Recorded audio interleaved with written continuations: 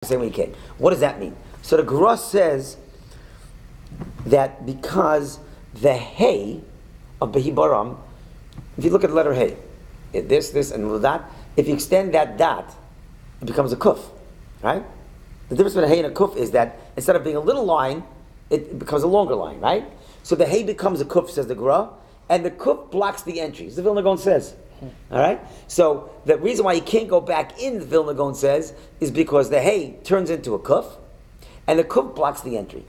What does that mean? The Gemara doesn't say. So Maral says like this. The letter hay is a combination of two letters. It's a dalid and a yud. Right? Everyone agree? Right. Okay. And so Maral says it in many places. Maral says like this. What does that mean? The dalid... Excuse me, the resh or the yud? Dalid. Does No, it have that thing? it has that thing. Does it? Sure, take a look. Sure it does. Sure, absolutely. Yeah. Right? Okay, all right. You see that? Yeah, you see it? yeah. You see it? Look at Bayi. No, you're you're right. right. See I that? never noticed. You got it? It's a dollar, right? Okay, so Moral says, what does that mean? It's a combination of dollar and yud. He says that the dollar represents like the physical world. It's like a quadrant, and physical world.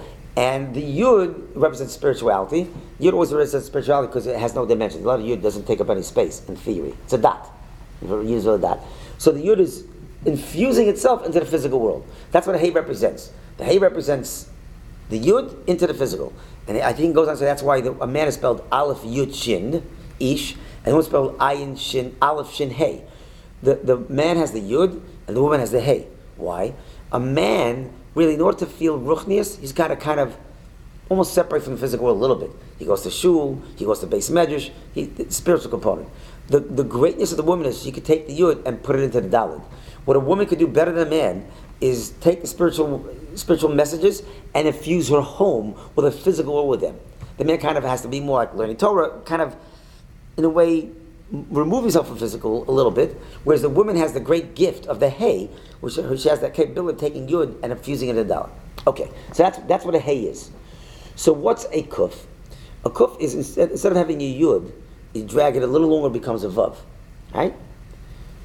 So what the Gra means like this, that even though a hay represents spirituality, but if let's say you're a fake individual, so you're not really taking spirituality and infusing it in the physical world, you're taking physicality and putting it in the physical world, but you're faking it because you're all about superficiality, right? So you're taking 6, which is the physical world, and trying to stick it in to the world, right? Which is Esav. So instead of it becoming a hay, it's now a kuf. So the world of hay, which is the spiritual into the physical, for the Esavs becomes a kuf. Because you're not taking the spiritual and sticking it to the physical, you're just taking more physical and sticking to the physical. You're pretending it's spiritual, but it's really not. It's all superficial. So that's what the Gra says, the hay turns into a kuf.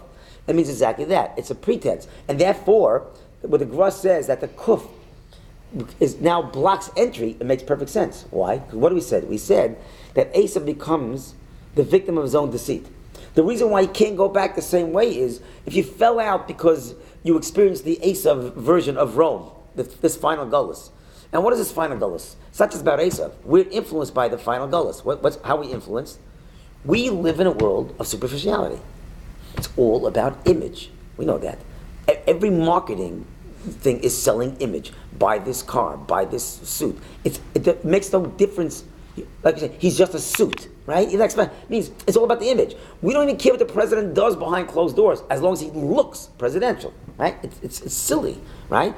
But we are packaging image. That's all we're doing. And we're victims as well. We're surrounded by Rome and this final exile. So it's all about image. What we look like, as long as we look like we're doing from things, right? And the image, that's all that counts. And we fool ourselves. So that the hay turns into a kuf, and that blocks entry. You can't go back the same way because you become a victim of your own deceit. That's what it means. So, in fact, what is a kuf? What's a kaif? Monkey. A monkey. What does a monkey do? It copies. It's superficial. It doesn't do anything on its own. It's a copycat. That's what a monkey is. It mimics. That's superficiality. That's pretending when it's not really. That's what the kuf represents. Okay. So now, it's faking. So the kuf is blocking entry back, and that's what the Gra means when he says that the line coming from the kuf is the leg of the pig. Now we know what he means. What the Gra said earlier. Remember we said that the line that extends behind the base is the leg of the pig. Because that's the leg that's sticking his hand out and saying, look, I'm kosher. That's what he's saying. Okay, so now let's come back. The word kana is a reed. Spelled kuf, nun, hey. Agreed? Kana? Kana is a reed. Doesn't mean straw. purchase too. That's in Aramaic, yeah. But kana is a reed, right? Kana is a reed. I'm sorry? Kona. Kona is Kona, that's Aramaic to koi, right? But kana is a reed, all right? And kana is spelled kuf, nun, hey. There's another word called hine. Kana and hana have the same letters, but the hey is a kuf, right? What does hine mean? Hine means, behold, it really is. Hine, here it is, really, right?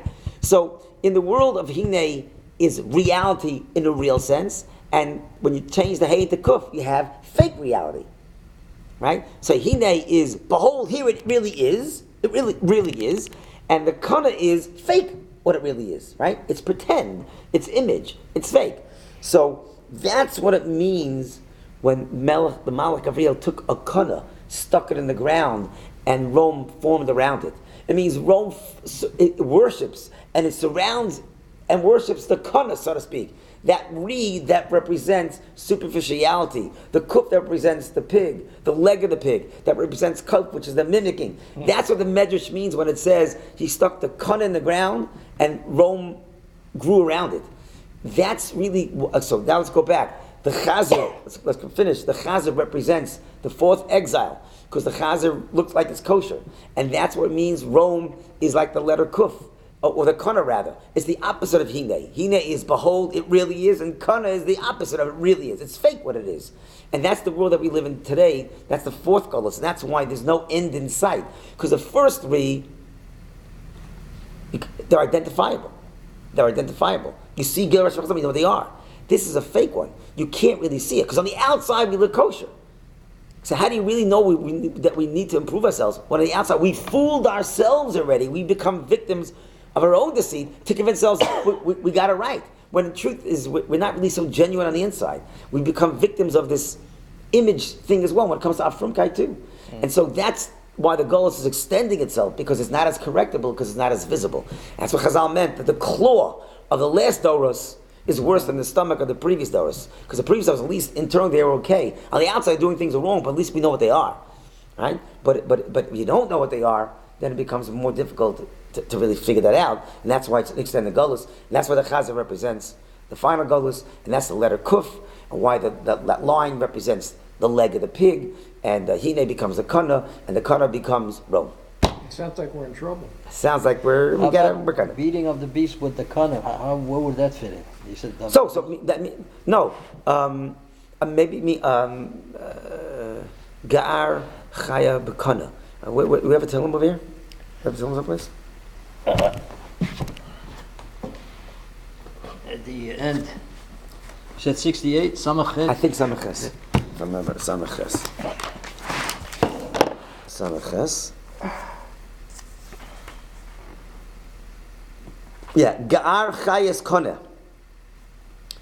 No, so means provoke the animal of the reed. No, so eventually we're going to challenge him, rebuke, put him in his place. The animal, the wild animal of the Koneh. No, the Rome is that wild animal of Koneh. He's the animal of deceit. That's what it means, right? Yeah. So that's pshat here in the four animals and the four gullies.